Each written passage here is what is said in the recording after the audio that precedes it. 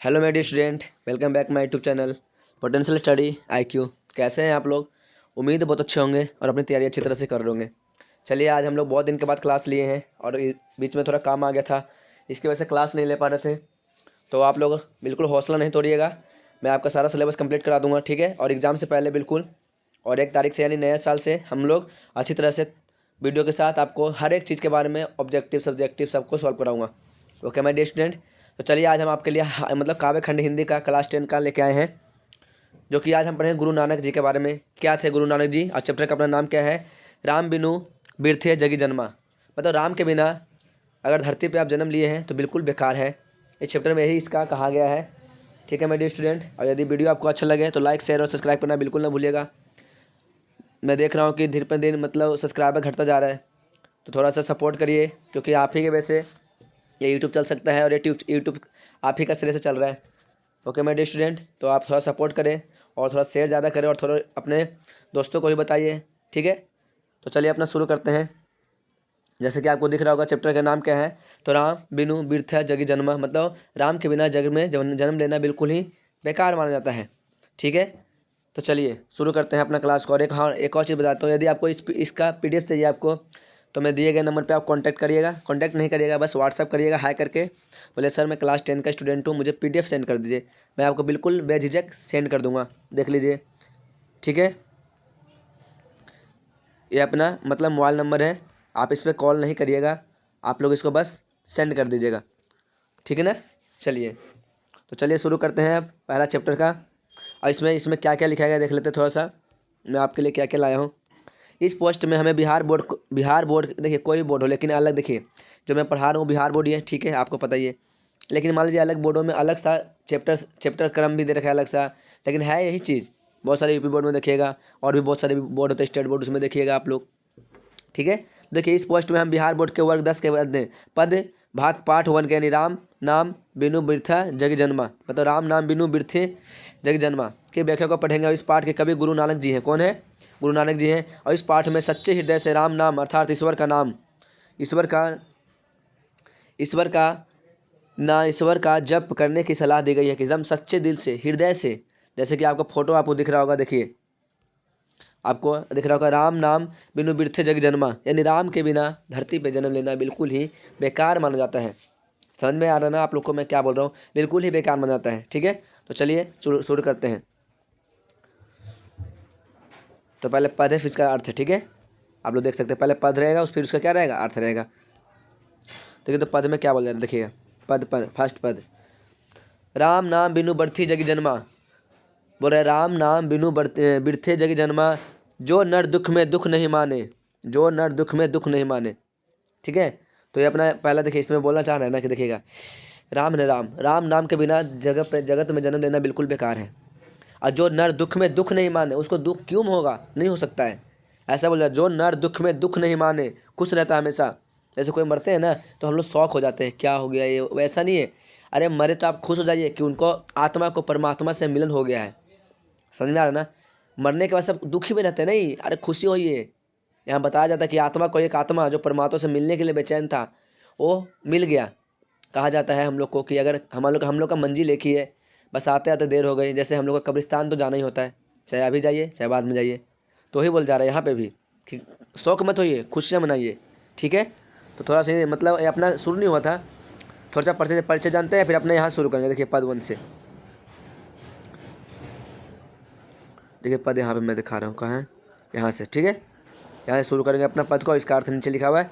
चलिए शुरू करते हैं। पहले लेखक परिचय से थोड़ा सा जान लेते हैं, ज़्यादा नहीं, थोड़ा सा, ताकि थोड़ा जानकारी मिल जाए, ताकि आपको अच्छी तरह समझ में आना शुरू हो। तो लेखक परिचय थोड़ा सा देख लेते हैं। देखिए लेखक का परिचय, तो देखिए थोड़ा सा अपना लेखक परिचय। जन्म हुआ था 15 अप्रैल, ठीक है, 1469 ईस्वी में। नान काका साहिब, पंजाब पाकिस्तान में। मृत्यु हुआ था 14 सितंबर और 1539 ईस्वी में, ठीक है। करतारपुर, पिता कालूचंद खत्री, क्या नाम है? पिता कालूचंद खत्री थे। और माँ का क्या नाम है? तो बोलेगा तृप्ता नाम था, ठीक है। चलिए आगे देखते हैं हम लोग।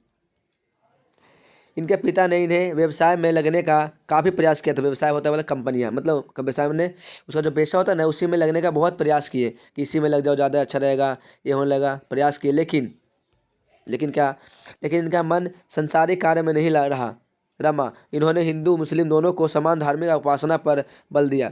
मतलब इसने हिंदू और मुसलमानों को कोई भेदभाव नहीं किया, दोनों सेम है ऐसा बोला गया। तथा वर्णाश्रम व्यवस्था एवं कर्म कांड के विरोध करके निर्गुण भक्ति का प्रचलन किया। ठीक है। और सिख धर्म के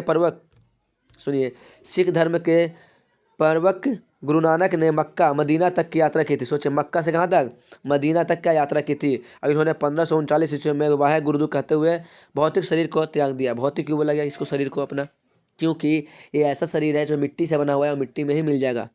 समझ में आ रहा ना, ऐसा कहा जाता है। कबीर का एक दोहे है, जैसे मतलब मिट्टी वाला, आप समझ सकते हैं। ठीक है। तो कबीर के दोहे बहुत सारे ऐसे कंडीशन बताए गए हैं। ओके मेरे स्टूडेंट, तो यहाँ समझ में आ रहा है, कैसा लग रहा है बताइएगा। यदि वीडियो अच्छा लगे तो लाइक करना, शेयर करना, सब्सक्राइब करना बिल्कुल ना भूलिएगा। शेयर जरूर कर दीजिएगा ताकि और भी स्टूडेंट पढ़ सकते हैं। तो चलिए इस पाठ में हम लोग क्या पढ़ना है देखिए। इस पाठ में सच्चे हृदय से राम नाम अर्थात ईश्वर का जप करने की सलाह दी गई है। सच्चे दिल से, ऐसा नहीं कि झूठ मूठ का हाथ में चाकू छोड़िए और फिर नाम ले रहे भगवानों का, ऐसा नहीं होता। ब्राह्मा अंडवर पूजा पाठ और कर्म कांड की कड़ी आलोचना की गई है। मतलब देखो कर्म कांड होता है ना जी, ऐसे करो पूजा पाठ, ये करो वो करो, ये सब आलोचना है। मतलब बताया गया कि सब बेकार की बात है। मन साफ रहेगा ना तो कुछ भी कर सकते हैं। जरूरी नहीं है कि आपको पूजा दिखावटी के लिए करा जाता है, कहा जाता है नहीं करते हैं क्या। देखिए इतना जरूरी है क्या पूजा पाठ करना, जरूरी है क्या धूप लाना, ये लाना वो लाना।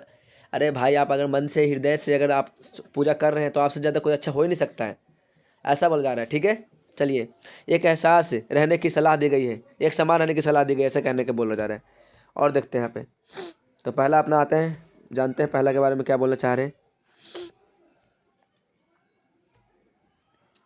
चलिए देखिएगा। राम नाम बिनु बिरथी जग जन्मा, राम नाम बिनु बिरथी जग जन्मा। और भिक्खू खावे भिक्खू भोले, देखो भिक्खू खावे भिक्खू बोले, बिनु नावे निह फलू। अब मट्टी भरमना, इसका अर्थ देखेंगे। ठीक है। अब पुस्तक देखो, पुस्तक पाठ व्यवहार बखाने, संध्या कर्म निकाल करे, बिनु गुरु सब मुकित कहाँ प्राणी, राम नाम बिनु अरिझु मेरे। कहने का मतलब बोला जा रहा है ना, देखिए एक मिनट।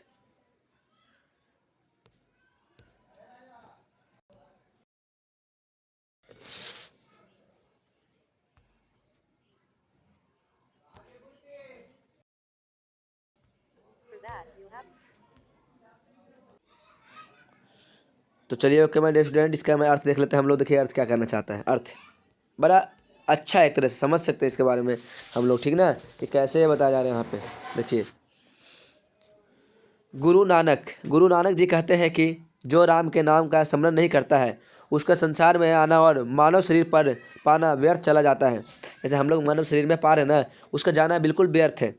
बिना कुछ बोले विष का पान करता है तथा मायारूपी मित्र मृग तंगसर में भटकता हुआ मर जाता है। देखिए क्या बोला यहाँ पे, बिना कुछ बोले, मृग मन होता है, मैं यहाँ पे क्या बोलते हैं उसको, मतलब मृग तृष्णा में भटकता रहता है। मतलब वो है क्या बोलते हैं, हिरन अपने ही खुशबू से परेशान रहता है कि कहाँ खुशबू है कहाँ बदबू है, एक्चुअली उसे पता नहीं चलता है और लास्ट में खोजते खोजते वो मर जाता है। अर्थात राम का गुनागान ना करके माया जाल में फंस जाता है। माया जाल मैंने शादी विवाह की बात हो रही है। ठीक है, समझ सकते हैं आप लोग, माया जाल मैंने शादी विवाह की बात हो रही है। उसमें जाके बेचारा क्या हो जाता है, फंस जाता है। और शास्त्र पुराण की चर्चा करता है और सुबह शाम एवं दोपहर तीनों समय संध्या वंदना करता है। और नानक लोगों से कहता है कि गुरु यानी भगवान का भजन किए बिना भक्ति को संसार से मुक्ति नहीं मिल सकती तथा संसारिक मायाजाल में उलझ कर रह जाना पड़ता है। कहा जा रहा है कि अगर सफल होना है तो भगवान के शरण लेना ही पड़ेगा। यदि आप भगवान के शरण नहीं ले रहे तो आपको सफल होना नहीं, आप सफल नहीं हो पाएंगे। इस कहानी में, इस कविताएं में यही कहा जा रहा है। ओके माय डियर स्टूडेंट, चलिए आगे चलते हैं। दूसरा लेख,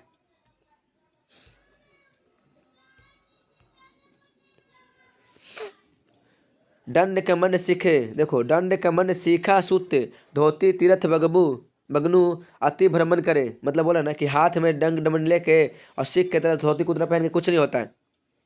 अपने मन में होना चाहिए। और देखो, राम नाम बिनु शांति ना आवे, जपि हरि हरि नाम सुन पावे। राम नाम के बिना बिल्कुल ही शांति नहीं मिलेगा दोस्तों। तो ये यहाँ बताया जा रहा है। और बोला, जटा मुकुट धन भसम लगाई, बसन छोड़ी तन मनग मगन भाया। बोला ना कि जटा मुकुट ये सब लगाने से कुछ नहीं होता है। अगर आप जटा लगा लिए और भसम लगा लिए, मतलब राख वगैरह लगा लिए आप शरीर में, तो आप ये मत सोचिए कि मैं बहुत बड़ा भक्त हूँ भगवान का। बिल्कुल गलत है, आप भक्त नहीं हो सकते भगवान का। ऐसा इसमें बताया जा रहा है। भक्त को दिखाने की कोई जरूरत नहीं होता कि वो भक्त का मतलब भगवान का भक्त है। जरूरी है कोई जटा बांध करेगा, कराख लगाएगा, जैसे पंडित जी नहीं लगाते क्या, आप देखते होंगे बहुत सारे साधु रखते हैं, ढोंगी साधु देखे होंगे बहुत सारा। चलिए आगे देखते हैं। बोल रहे, गुरु गुरु प्रसादी राखिल जल कोई, हरिशन नामक झोली पिया, झोली पिया। इसका अर्थ समझिए बिल्कुल अच्छी तरह से। और यदि वीडियो आपको अच्छा लगे तो लाइक शेयर और सब्सक्राइब करना ना भूलिएगा। चलिए देखिए क्या बोल रहे, ऐसा प्राणी बाहरी दिखावा के लिए डंडा डंडा कमंडन सीख जनेऊ तथा गेरुआ वस्त्र धारण की कर तीर्थ यात्रा करते रहते हैं। नहीं करते क्या? आप बहुत सारे देखते होंगे पंडित को तीर्थ यात्रा करते लगता है कि वही उनको ही भगवान मान लेंगे, उन्हीं के पास भगवान आ जाएंगे। पर ऐसा कुछ नहीं है, ठीक है। अगर आप भी आप हृदय से करिएगा तो आपके पास भी आ जाएंगे। लेकिन राम नाम का भजन किए बिना जीवन में शांति नहीं मिलती है। लेकिन लिखा हुआ है, ठीक है। लेकिन राम नाम के भजन किए बिना जीवन में शांति नहीं मिलती है, ठीक है, नहीं मिलती है। भगवान का नाम से लेकर भगवान का नाम लेकर पैर पैर पूजते हैं। वे अपने को संत कहलाने के लिए जुट जटा को मुकुट बनाकर, शरीर में राख रखा लगाकर, वस्त्र को त्याग कर नंगे हो जाते हैं। देखिए बहुत सारे आपको पंडित ऐसे मिलेंगे कि अपने आप को बोलते हैं कि मैं भगवान हूँ, मैं ईश्वर का एक पुत्र हूँ, ईश्वर का दिया हुआ सब कुछ हूँ, और अपने आप को जटा बांध लेते हैं, बोलते हैं मैं ही शिव भगवान हूँ। ऐसा कुछ नहीं है जी। और ये सब गेहुआ नहीं होता क्या, बहुत सारे कपड़े पहन लेते हैं और लगता है कि मैं ही क्या बोलते हैं साधु हूँ, मैं जो बोलूँगा वही होगा। ये सब झूठ है, ये सब फेक है। आप खुद समझ सकते हैं, आप क्लास 10 में इतना बड़े हो गए हैं कि आप समझ सकते हैं इस बात को कि कितना सब फेक करता है ये सब बातें, ठीक है ना। और नंगा होकर बोलता है कि मैं तो नंगा बाबा हूँ और मैं मतलब बहुत नॉलेज है मेरे पास, ऐसा सब दिखाया जाता है जो कि सब बेकार है। चलिए आगे देखते हैं हम लोग। संसार में देखिएगा, संसार में जितने जीव जंतु हैं उन जीवों के जन्म लेते हैं रहते हैं। और इसलिए लेखक कहते हैं कि भगवान की कृपा को ध्यान में रखकर नानक ने राम का घोल पी लिया ताकि असार संसार से मुक्ति मिल जाए। देखिए इसने क्या बोला, दुनिया में जीना और मरना एक लगन है, एक तो लगता रहता है, कोई दुख होने की कोई बात ही नहीं इसके अंदर। कोई व्यक्ति अगर जन्म लिया है तो मरना ही तय है उसको, चाहे आज मरे, चाहे कल मरे, चाहे परसों मरे। देखते हैं क्या, कुछ भी कोई व्यक्ति लेके नहीं आता है और नहीं लेके जाता है। सारे के सारे धरती पे ही रखा रह जाता है, बस उसका नाम ही वो लेके जाता है अपना। समझ में आ रहा है ना। और ये बोल रहा है क्या कि अपने राम नाम में अपना मगन हो गए, जाओ यार दुनिया में कुछ भी रख ले। ये बोला इसने क्या बोला, असार संसार। असार माने तो अनंत, संसार कितना बड़ा है जी, सोचिए। आप जहाँ जाएंगे उतना ही बड़ा दिखेगा, उस कंडीशन में यहाँ बड़ा दिख रहा है, ठीक है। चलिए आगे देखते हैं।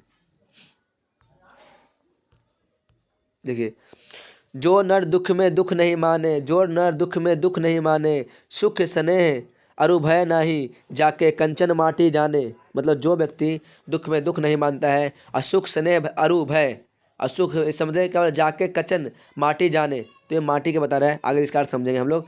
नन्ही निंदा, देखो, नन्ही निंदा नन्ही अस्तुत्व, जाके लोभ मोह अब अभिमाना, और हरस शोक ते रहे नियारो, नाही मान अपमान और आसान मसला, सकल त्यागी के जन्म में रहे निराशा। इसका अर्थ समझिए, ठीक है। बिल्कुल आसान तरीके से आपको अर्थ दिखाया गया यहाँ पे। देखिएगा गुरु नानक जी क्या कहते हैं। गुरु नानक जी कहते हैं कि जो मनुष्य दुख को दुख नहीं मानते हैं, कहते हैं कि जो व्यक्ति के पास दुख है फिर भी वो दुख नहीं मान रहा, वो खुशी है, तो दुख को दुख नहीं मानता। जैसे सुख सुविधा के प्रति कोई आश्रित नहीं है और न ही किसी प्रकार का भय है उसे, भय मतलब डर, और न ही सुख। देखो इसने क्या बोला, सुविधा के प्रति कोई अस्तित्व नहीं है। सुख सुविधा अरे छोड़ो यार, ये सब सुख सुविधा खत्म करो। और ना ही किसी प्रकार का भय था, डर था। जो सोना को मिट्टी जैसा मानता है, देखिए सोना को क्या बोला, अरे मिट्टी है भाई, सब मिट्टी है, मिट्टी मिल जाएगा। जो किसी को निंदा से ना तो घबराता, जो किसी का निंदा मतलब होता है बेइज्जती, उससे नहीं घबराता, और ना ही प्रशंसा मतलब खुद से बेइज्जती के लिए नहीं घबराता, और ना ही प्रशंसा सुनकर गौरवान्वित होता है, और नहीं कोई उसका बुराई कर मतलब भलाई कर देना तो ये नहीं फूल गया बर्रा बन गया, ऐसा कुछ नहीं है। सब मेरे कर्मों का ही फल है। अगर आपको कोई अच्छा गाली दे रहा है या अच्छा भलाई कर रहा है, समझ लीजिए आपका ही कर्मों का फल है। आप इस समझ सकते हैं। यदि आपको कप्पा से कोई गाली दे रहा है ना, तो आप समझ लीजिए कि मैंने इसी लायक काम किया हूँ इसलिए मुझे सब गाली दे रहा है। यदि आपके आपके पास आके कोई पैर छू रहा है, कोई प्रणाम कर रहा है, कोई वैल्यू दे रहा है, समझ लीजिएगा आप ही का किया हुआ है, तुम्हारा क्या कर्तव्य है। तो जो लाभ मोह एवं अभिमान से पड़े हैं, देखो जो लाभ मोह, मोह मने वही प्यार व्यार के चक्करों में, घर का स्थिति कैसा है, ये है वो पता नहीं क्या, अभिमान से परे हैं, अभिमान मतलब वही घमंड के बात बना। ठीक है, चलिए ओके माय डियर स्टूडेंट, चलिए देखिए दोनों में एक समान, जो बोला जा रहा है यहाँ पे क्या है, लाभ को अभिमान है मतलब वही घमंड है। जो हर्ष एवं विषाद दोनों में एक साथ रहता हो, मतलब अच्छी तरह से भी और बुराई में भी और बुराई मतलब बुराई में भी, जिसके लिए, एक मिनट देखिए इसने क्या बोला, जिसके लिए मान अपमान दोनों बराबर है, चाहे आप बुराई करिए चाहे भलाई करिए, सब इक्वल है, कोई टेंशन नहीं है। जो आशा तरंगा से मुक्त होकर, आशा तरंगा से मुक्त होकर, ठीक है आगे देखते हैं इसका अर्थ हो गया। अब यहाँ देखते हैं,